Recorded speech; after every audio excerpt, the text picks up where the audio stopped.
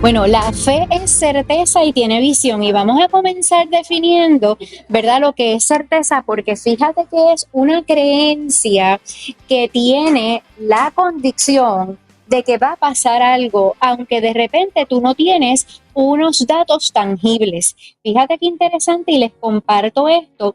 Dice que la certeza implica una seguridad de que lo que tú crees va a suceder, pero la fe no es pasiva, así que en el ejercicio de nosotros creer, fíjate que muchas veces la gente dice, bueno, yo me siento a esperar a ver qué pasa. No, no, no, no, no. La fe no es solamente que tú esperes a ver que pase algo, sino cómo te mueves hacia una visión clara con un norte definido y vas haciendo camino al andar, y por eso obviamente tiene convicción, tiene visión, porque no implica solamente creer, también implica una proyección y visión clara de futuro. Y eso para nosotros es importante porque a veces tú le preguntas a las personas, ¿qué planes tienes? ¿Qué proyectas? ¿Qué te gustaría hacer? Y la gente a veces está, como dirían en inglés, clueless, no tienen ni idea qué quiero, hacia dónde voy. Bueno, yo mis planes los conoce el Señor, bueno, el Señor hará para mí, y nos quedamos muchas veces como espectadores de nuestra propia vida, cuando la realidad es que tenemos muchísimos planes, proyectos, anhelos en nuestro corazón. Claro que se los ponemos en las manos del Señor, pero ¿qué toca? Toca creer y toca accionar en función de ese plan y esa proyección de futuro que tenemos. Que este tema a mí me gusta, me encanta, porque es algo que comparto mucho, y una pregunta que hago mucho: ¿cuál es tu visión de vida, doctor? Y la verdad es que su contestación, en la gran mayoría de los casos, es muy ambivalente. Y entonces como que le da una radiografía a uno, ¿verdad? Una radiografía de su estatus, ¿verdad? Esa pregunta tampoco es como que fácil contestarla. O sea, hay ciertas características que debemos de tener, ¿cierto? Sí, mira, yo creo que la palabra nos dice en Santiago, ¿verdad? Que el hombre de doble ánimo es inconsistente en sus caminos. Yo creo que debemos de preguntarnos primero, ¿cómo está mi ánimo? ¿Cómo soy yo en cuestiones de visión? ¿Verdad? ¿Cómo soy yo en la cuestión de creer fielmente lo que dice las escrituras, la palabra de Dios, hacia lo que uno debe de hacer? Primero, todo lo vamos a hacer como para el Señor y para glorificar su nombre. Y segundo, tenemos que entonces nosotros sentarnos a planificar. Contestando tu pregunta, una de las cosas es, ¿yo soy una persona que planifica o soy una persona que procrastina? ¿Yo soy una persona que sueña o soy una persona que sueña pero llevo ese sueño a la acción para crearlo una realidad? Yo soy una persona que digo, wow, me gustaría, y vivo en el me gustaría, pero o soy una persona que vivo yo creo que esta necesidad está, me gusta esta idea, me meto con personas que verdaderamente me pueden ayudar y me pueden sumar y multiplicar a las ideas para poder entonces llevarlo a cabo y volverlo realidad. Yo digo a veces a mis pacientes, ¿verdad?, que muchas ideas muy buenas se encuentran en un sitio y se llama el cementerio, porque mucha gente se fue al cementerio llevándose con tantas y tantas buenas ideas, pero nunca las llevaron a cabo. Y hay una gran diferencia. Nosotros tenemos múltiples de personas, ¿verdad?, que tanto a nivel bíblico como a nivel de la historia humana, donde también nosotros vamos a ver, ¿verdad?, gente que se preparó, dijo algo y echó para adelante. Mira, yo utilizo mucho el creador de Amazon, que me acuerdo en 1994 cuando le hacían estas entrevistas, ¿verdad? Él era bastante joven y estaba en una esquinita, ¿verdad?, de una oficina con un papel. ¿Se acuerdan las impresoras antes que eran bien grandes, con los rotitos a los lados? Él había hecho ahí Amazon.com. Y él decía, hace algunos años, en una entrevista, él decía, mira, cuando yo empecé vendía solamente libros, que si muchos se recuerdan, ¿verdad? Yo recuerdo de esa época, solamente Amazon vendía libros. Pero él dice, antes yo vendía libros cuando comencé, ahora vendo lo que me da la gana. Porque una de las cosas es que él proyectó, y de hecho en entrevistas que le hicieron, él estaba hablando que muchos en ese momento, en el 1994, 95, lo tildaron un poquito de diacho, esa mente estaba un poquito fantasiosa, pero hoy vemos lo que es Amazon.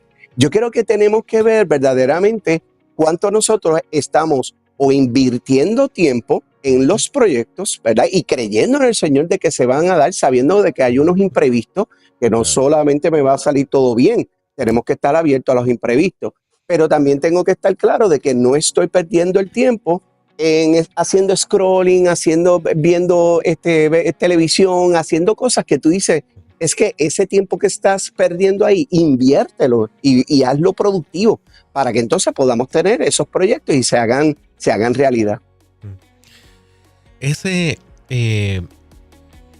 uno hacer esa introspección y uno hacer ese análisis de todo lo que usted está diciendo, también tiene que ver con mis habilidades, capacidades, hacia dónde quiero llegar con eso, afinarlo en el punto de dónde, cuál es el camino que debo de recorrer para poder llegar, como usted dice, la planificación. Todo eso tiene que estar en la ecuación, tiene que estar ahí involucrado. Claro, porque una de las cosas que necesitamos tener claro es que nosotros tenemos un fin, tenemos que tener un fin a ese proyecto, tener fe de que nosotros en el Señor vamos a poderlo lograr, pero no es solamente llegar, muchachos, es la cuestión de cómo lo mantengo, porque a veces llegamos a unos proyectos y de repente, wow, llegamos al proyecto y todo el mundo lo celebra, pero de repente no planificamos el cómo íbamos a dar el mantenimiento, entonces viene un proyecto muy bueno y desaparece. Lo hemos visto en muchos lugares, lo hemos visto a nivel de estructuras, a nivel gubernamentales, a nivel privado, a nivel inclusive eclesiástico.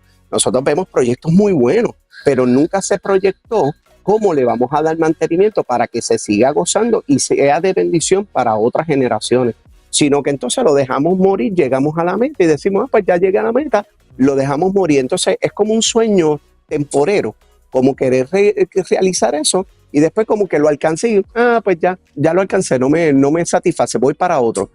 Tenemos que tener una proyección y analizarnos en cuál es el verdadero motivo de yo querer alcanzar eso.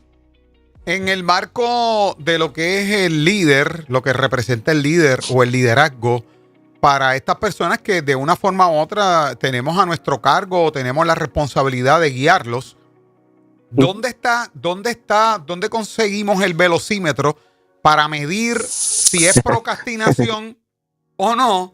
Y también, ¿dónde están los previsores para no convertirnos nosotros, los líderes, en confiscadores de visión, enmarcándolo en lo que yo creo y no en lo que necesariamente Dios? ¿Dónde están esos previsores y dónde está el velocímetro para medir?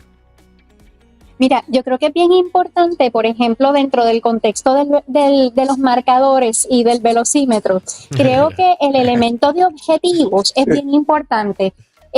¿Por qué? Porque tú vas a trazar unos objetivos que se mueven también dentro del contexto tiempo. Dentro del contexto Cronos, tú tienes objetivos que se van a mover siempre a corto, mediano y largo plazo. Fíjate que cuando nosotros hablamos de una fe que tiene certeza, estamos hablando de unos elementos que me mueven esperanzadamente, ¿verdad?, a esa conclusión, no por falta de visión, sino simplemente en un movimiento con objetivos, ¿verdad?, que me van acercando a eso que aunque no lo estoy viendo, sé que lo voy a ver si doy los pasos correctos. Por lo tanto, tienen que haber objetivos en el proceso que nos permitan proyectar.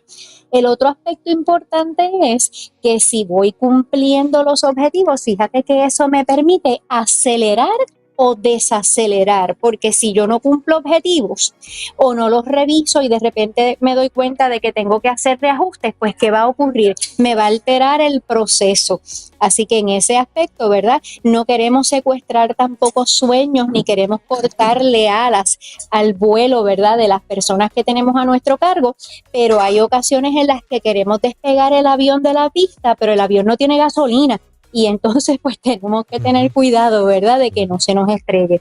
Por eso fíjate que Hebreos nos dice, y que mucho hablamos acerca de esto, el versículo de Hebreos 11:1 que nos dice, es pues la fe, la certeza, ¿verdad?, esa convicción clara la certeza de lo que espero. Yo tengo una clara convicción de que yo estoy esperando algo, pero yo no estoy sentado esperando. Yo estoy haciendo mientras espero, ¿verdad? Y la convicción, la claridad, ¿okay?, de que aunque no lo veo, yo tengo una visión de futuro y una proyección y yo estoy haciendo y trazando objetivos en el corto plazo para llegar hasta allá.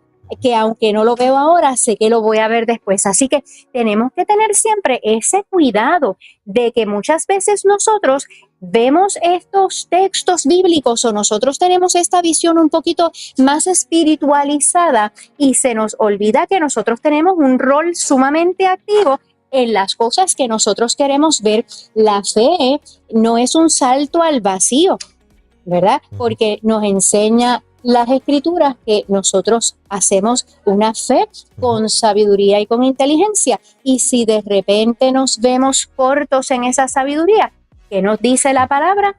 El que esté corto de sabiduría o falto de ella, pídala al Señor. Así que no podemos, ¿verdad?, perder esa visión y no debemos dejar de planificar de manera esperanzada, porque obviamente hay objetivos y visión de futuro que nos va a hacer llegar a esa meta que queremos alcanzar. Esa pregunta de Jerry es espectacular, me encanta porque creo que en ese proceso, doctores, a veces el líder se comete el error, ¿verdad? De en vez de ser guía, entra en el proceso de dirigir, en vez de hacer que esa persona vaya encontrando, ¿verdad?, su línea. Se monta en el guíe, ¿verdad?, en el timón, en vez de irle diciendo, observa esto, observa aquello, mira aquello. Entonces, la otra parte y la otra cara de la moneda de eso es que ahí entran los mentores y la gente que nos rodea, que están viendo otra cosa fuera de nuestra visión, que nos podrían ayudar y alimentar esa visión de vida. Porque tenemos gente que sabe, llaneros solitarios, o sea, el famoso llanero solitario, quieren hacerlo todo, no aceptan esa guía, esa mentoría, es lo que quiero decir.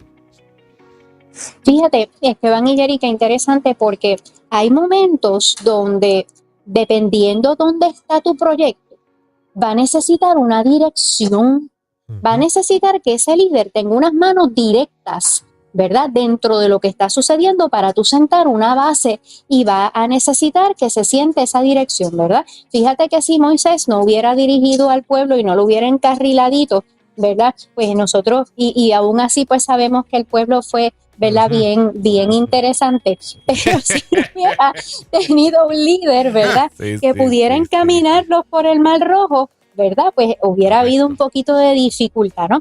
Pero fíjate que el líder llega a un momento en que deja de ser esa voz tan directiva para convertirse en el coach y para convertirse, ¿verdad?, en ese mentor. Y eso muchas veces ocurre cuando ya tú tienes una base trazada. Así que dependiendo de dónde está el proyecto, cuando ese proyecto a lo mejor está en fases iniciales, vas a tener a un líder que probablemente va a estar mucho más adentro. Sí. Pero según el proyecto va encaminado y ya tú vas logrando esos primeros objetivos y tú vas sentando una buena zapata, de repente tú vas mentoreando, porque son los que tú estás discipulando los que van a ejecutar y van a poner en práctica lo que les enseñaste. Así que el líder también sabe cuándo ser directivo, pero también sabe cuándo da 2 pasos para atrás para permitir que su jugador juegue la bola y le mentorea desde afuera. Eso es la gran diferencia, amado, de lo que es ser jefe y ser líder. El jefe le gusta mandar y quiere estar por encima, ¿verdad? Y todo el tiempo es este control de todo. Así necesita tener el control, ¿verdad? Es medio psicorrígido y quiere tener el control, y si no tiene el control de todo se vuelve un caos. Pero la diferencia del líder, el líder va dirigiendo para que todos los que están trabajando trabajemos en equipo, pero para que todos aprendan y sigan hacia adelante y puedan desarrollarse como líderes más adelante. Esa es la gran diferencia entre ser jefe y ser líder. Y cuando es que tal vez, y yo hago la pregunta porque tal vez cuando se emplea el término, la palabra tan amplia fe, pues a mi mente rápido llegan situaciones como un Jesús que ante el análisis familiar llegó 4 días tarde para atender la situación de Lázaro. Claro. Se me antoja pensar en un Saúl que entendiendo que hacía las cosas bien y para no procrastinar se adelantó y se precipitó.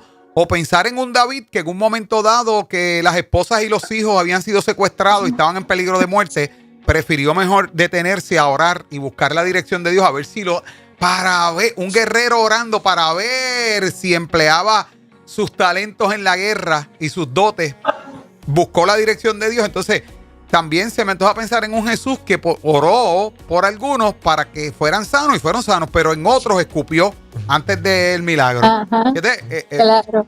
Dentro de esa pluralidad de escenarios, tomando a Jesús como el ejemplo que debemos imitar, ¿verdad? Siendo discípulos, pues cuando empleamos ese término fe, yo creo que ahí, como líderes, a mi entender, debemos emplear también la responsabilidad de saber que van a haber unos marcadores y unos velocímetros, como dice el doctor, ¿verdad? Que el Señor nos va a guiar para entender el momento del trato de Dios con cada persona, que es individual, no importa la cantidad de personas que nos haya puesto Dios a liderar.